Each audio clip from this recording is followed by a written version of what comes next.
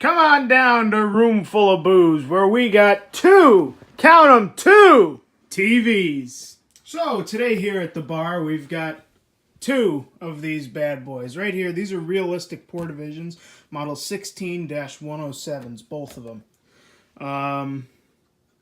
This one here is a 1985 model, and this one's a 1986 model. They're identical in every way, except this one is a little bit scratched up, a little bit beaten up. This one's in actually very good shape, except for a little bit of paint got rubbed off, but they both work, and I got them both at thrift stores. This one here I got first. I got it back in 2014, and I bought this one just this past weekend at a thrift store down in Jersey. I was vacationing down there, so I found this and I picked it up. And I'll tell you why I picked up a second one. This one here has probably been one of my favorite like portable TVs that I've ever found, actually. And I've had quite a few over the years. I've had, TVs this size that were black and white. I've had ones that were not much newer than this, but this one is probably the best one. It is still analog tuning, which is, can't use it anymore for that, but what it does have going for it is what's on the back. I'll show you that in a minute. These are color TVs, and they do have a very nice image for this 5.5-inch screen.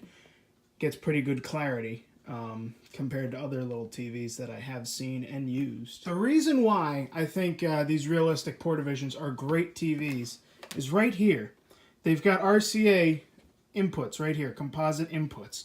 Most portable TVs, you see them, they only have the VHF and UHF screw-ons, or they don't even have that. They just have the little, what do they call it? The little micro, stereo headset adapter. You plug that in, and then that gives you the 300 ohm connectors, and then you have to get a matching transformer to even get a 75 ohm coaxial.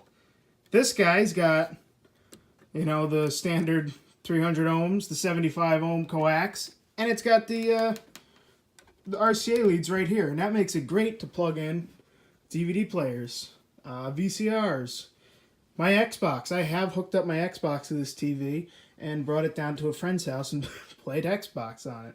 It's a great little set. As far as I know, I've seen a couple other videos. I've looked at a couple other Portavisions, color Portavisions from this era, and I believe a lot of them had these RCA leads, which is a very nice feature. It still makes this TV, relevant in this day and age. It's very easy to hook up a DTV converter box to it. It's a great little set. So real quick, before I give you a demonstration of the two, I'll just give you a little tour around. Starting off on the top, it's got a nice sturdy handle. Doesn't feel like it's going to fall apart when you carry it, which is great. The antenna, which is useless because we don't have analog TV. The tuner, which is basically useless because there's no analog. However, you do need to tune it to channel 3 if you're going to use RF inputs. It's got a power button right here. More useless stuff, but what are you going to do? We got VHF low and high, and then UHF.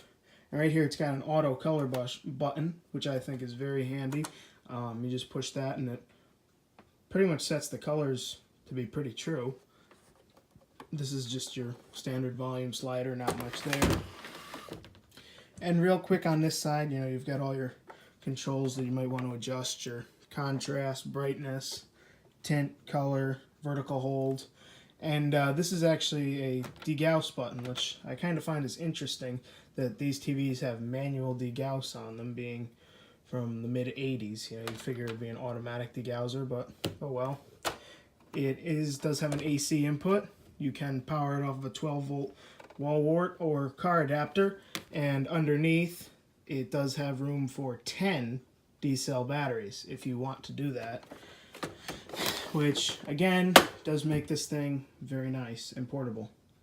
Alright, just to give you a little sample here, I got both TVs hooked up. This one's, they both work audio-wise. I just have this one is the only one that's going to have audio coming out of it just the way I have them wired.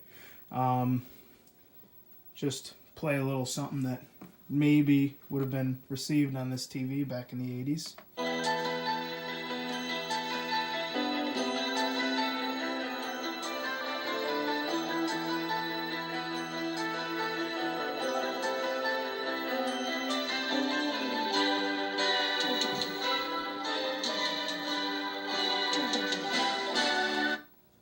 Alright, I'm going to pause it right there. If you know what that's the opening to, leave it in the comments. I'm not going to spoil it. I don't know what else to say about these units. They're great TVs. If you can come across one at the thrift store, buy it up. It's still useful in this day and age. I'll probably end up leaving one of these on the bar, hooked up to the DVD player so I can watch, DVDs at the bar. I have used these things on my workbench. I used this one on my workbench for a little while to test DVD players and VCRs when I'd get them in. Hook them up to this TV. It fits great on the workbench, and I actually also had it hooked up to a DTV box so I could sit there and watch TV while I was working on stuff. It was a great little setup. But anyways, thanks for watching, guys. If you can find one of these old things, buy them up. Thanks for watching.